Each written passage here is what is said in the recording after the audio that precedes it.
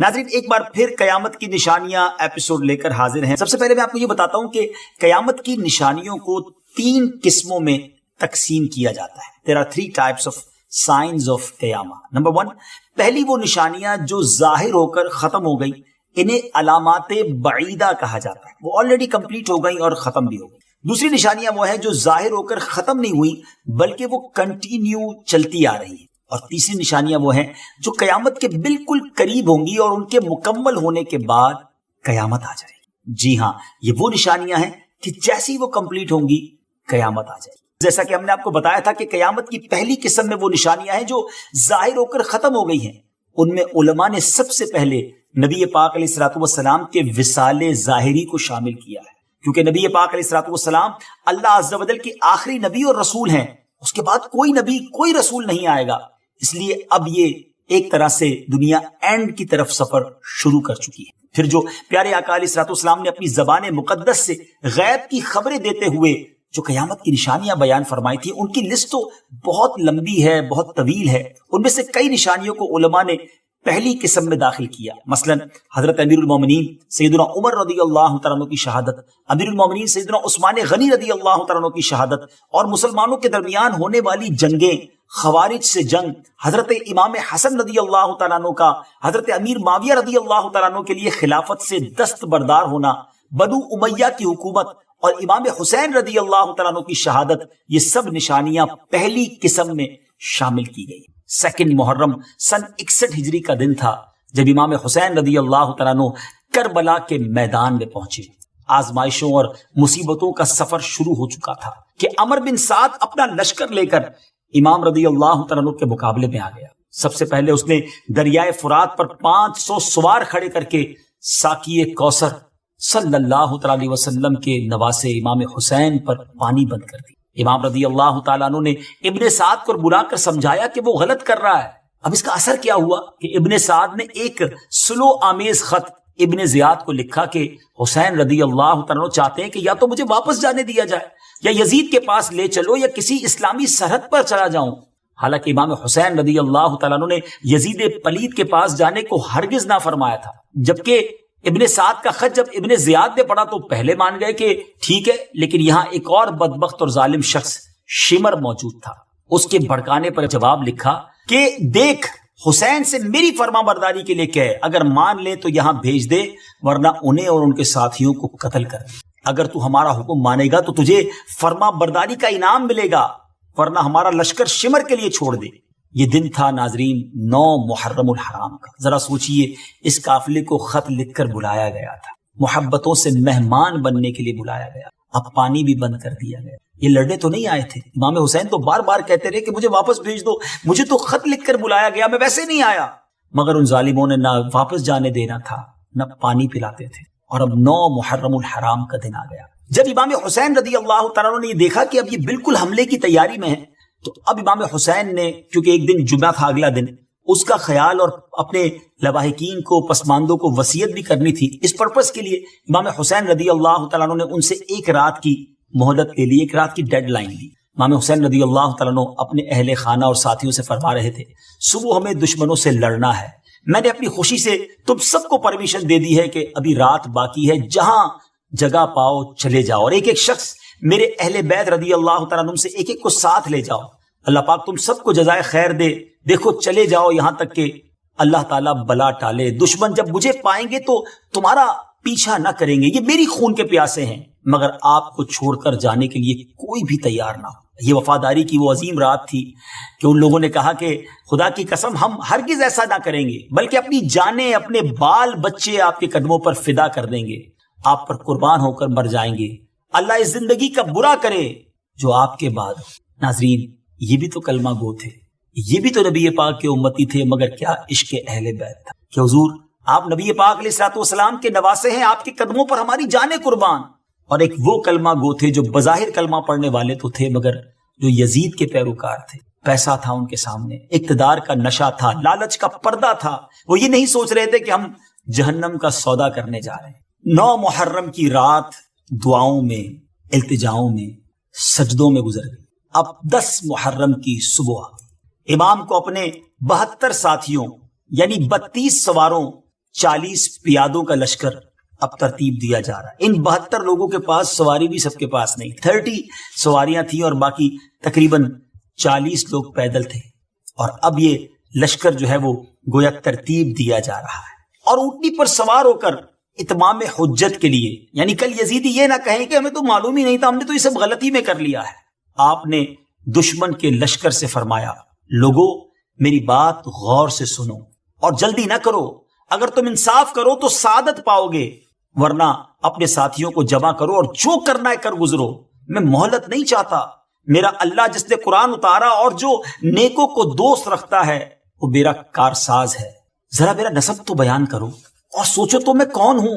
کیا میرا قتل تمہیں روا ہو سکتا ہے, یعنی تمہارے لیے جائز ہو سکتا ہے؟ کیا میں تمہارے نبی علیہ الصلوۃ والسلام کا نواسا نہیں؟ کیا تم نے نہ سنا کہ رسول اللہ صلی اللہ تعالی علیہ وسلم نے مجھے اور میرے بھائی کو فرمایا کہ تم دونوں جوانان اہل جنت کے سردار ہو؟ کیا اتنی بات تمہیں میرے قتل سے روکنے کے لیے کافی نہیں؟ خدا کی قسم میرے سوا روئے زمین پر کسی نبی کا کوئی نواسا باقی نہیں ہے. میں نے کون سا تمہارا کوئی آدمی مارا ہے یا مال لوٹا ہے, کسی کو زخمی کیا ہے؟ آخر مجھ سے کس بات کا بدلہ لینا چاہتے ہو؟ مگر کوئی آنسر نہ آیا تو فرمایا کہ میں اپنے اور تمہارے رب عز و جل کی پناہ مانگتا ہوں. اور یہ فرما کر آپ اونٹنی سے اتر آئے. ذرا سوچئے تو صحیح ناظرین, اس خطبے کے بعد تو رونگٹے کھڑے ہو جاتے ہیں جب بھی سنتے ہیں, مگر لالچ کیا کچھ انسان سے کرواتی ہے. اب شکی ابن سعد نے اپنے ناپاک لشکر کو امام مظلوم رضی اللہ عنہ کی طرف حرکت کرنے کا کہا. حر نے کہا کہ تجھے اللہ کی مار, کیا تو ان سے لڑے گا؟ کہا لڑوں گا. کہا وہ 3 باتیں جو انہوں نے پیش کی تھی تجھے منظور نہیں؟ کہا میرا اختیار ہوتا تو مان لیتا. اب حر مجبور ہو گیا اور مجبور ہو کر لشکر کے ساتھ امام رضی اللہ عنہ کی طرف بڑھا, مگر یوں کہ بدن کانپ رہا تھا. بولے میں سوچتا ہوں کہ ایک طرف جنت کے خوش رنگ پھول کھلے ہوئے ہیں اور ایک جانب جہنم بھڑکتے ہوئے شعلے بلند ہو رہے ہیں. یہ کہہ کر گھوڑے کو اس نے ایڑی دی اور امام عالی مقام کی خدمت میں حاضر ہو, اور حاضر ہو کر عرض کرتا ہے کہ حضور بس میں نے فیصلہ کر لیا ہے, میں آپ کا غلام بن کر اور میں آپ کی بارگاہ میں اپنی جان کو قربان کرنا چاہتا ہوں, میں آپ کے خلاف نہیں لڑ سکتا. یہ ایسا ٹرننگ پوائنٹ تھا حر کا کہ وہ بعد میں حضرت حر رضی اللہ تعالیٰ عنہ کہلائے. وہ شاعر کہتے ہیں نا, یہ نعرہ حر کا تھا جس وقت فوج شام سے نکلا کہ دیکھو یوں نکلتے ہیں جہنم سے خدا والے. ایک ڈیسیشن تھا جو لے لیا گیا. آج رہتی دنیا ان کو عزت سے یاد کرتی ہے. کہاں گئے وہ یزیدی, ابن سعد اور وہ سارے بدبخت جنہوں نے یہ کام کیا تھا؟ آج ان کا کوئی نام لینے والا نہیں ہے. بہرحال یزیدی لشکر سے زیاد کا غلام یسار اور ابن زیاد کا غلام سالم میدان میں آئے اور اپنے مقابلے کے لیے بلانے لگے. حضرت عبداللہ ابن عمیر کلبی رضی اللہ تعالیٰ عنہ سامنے آئے اور ان دونوں کو مٹی میں ملا دیا. یہ سلسلہ چلنے لگا. ان میں سے جو سامنے آتا اس کا کام تمام ہو جاتا. یہ حالت دیکھ کر عمر بن الحجاج چلایا کہ اے لوگو, تمہارے سامنے وہ بہادر ہیں جنہیں مرنے کا شوق ہے, ان مت لڑو. ابن سعد نے یہ رائے پسند کر کے لوگوں کو اکیلے لڑنے سے روک دیا, اور پھر عمر بن الحجاج نے فرات کی طرف سے حملہ کیا جس میں امام کے ایک ساتھی شہید ہوئے. پھر ابن سعد نے 500 تیر انداز بھیجے. اب 3 دن کے پیاسوں پر تیروں کی بارش شروع ہو. وہ تیر بھی اہل بیت کے شیروں کا کچھ نہ بگاڑ سکے. جب ابن سعد نے یہ حال دیکھا کہ سامنے سے جانے کی طاقت نہیں ہے تو 2 لشکر بھیجے, وہ دائیں اور بائیں سے حملہ کریں, مگر دونوں طرف امام کے کچھ ساتھی بیٹھے تھے, جو سامنے آتا اس کو مار دیتے. یہ دیکھ کر ابن سعد نے حکم دیا کہ ان کے گھروں کو آگ لگا دو, جو خیمے تھے نا اس کو آگ لگا دی جائے. امام نے فرمایا جلا لینے دو, جب آگ لگ جائے گی تو ادھر سے حملہ نہ ہو سکے گا. جنگ چل رہی تھی اور حضرت حبیب بن مطاہر اور حضرت حر رضی اللہ تعالیٰ عنہ بھی شہید ہو گئے. حضرت حر رضی اللہ تعالیٰ عنہ کی شہادت کے بعد سخت لڑائی شروع ہو گئی. دشمن کٹتے جاتے اور آگے بڑھتے جاتے, یہاں تک کہ امام رضی اللہ تعالیٰ عنہ کے قریب پہنچ گئے اور دشمن کی طرف سے تیروں کی بارش اور تیز کر دی گئی. امام حسین رضی اللہ تعالیٰ عنہ کے کئی ساتھی شہید ہو گئے, جام شہادت نوش کر گئے تھے. امام حسین رضی اللہ تعالیٰ عنہ کے ساتھیوں نے دیکھا کہ اب ان میں امام رضی اللہ تعالیٰ عنہ کی حفاظت کی طاقت نہ رہی تو شہید ہونے میں جلدی کرنے لگے کہ کہیں ہمارے جیتے جی امام عالی مقام کو کوئی صدمہ نہ پہنچے.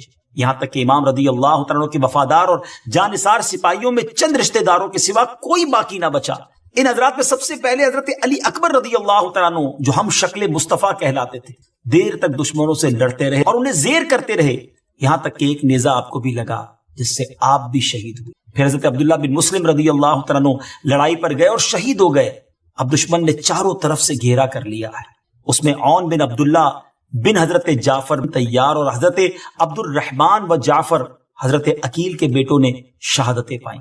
پھر حضرت قاسم حضرت امام حسن رضی اللہ تعالیٰ کے صاحبزادے شہید ہوئے. اس طرح یکے بعد دیگرے حضرت عباس اور ان کے تینوں بھائی رضی اللہ تعالیٰ عنہم اور امام رضی اللہ تعالیٰ کے دوسرے صاحبزادے حضرت ابو بکر اور سب بھائی بھتیجے شہید ہو گئے. اب امام مظلوم رضی اللہ تعالیٰ عنہ الون اکیلے رہ گئے.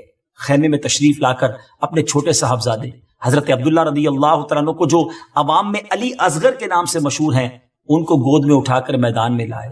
ایک شکی نے گود میں ہی تیر مارا اور امام رضی اللہ تعالیٰ عنہ، جن کی عمر ابھی 6 ماہ ہے، ان کا خون زمین پر گرایا اور دعا کی امام حسین نے، الہی اگر تو نے آسمانی مدد ہم سے روک لی ہے تو انجام بخیر فرما اور ان ظالموں سے بدلہ لے.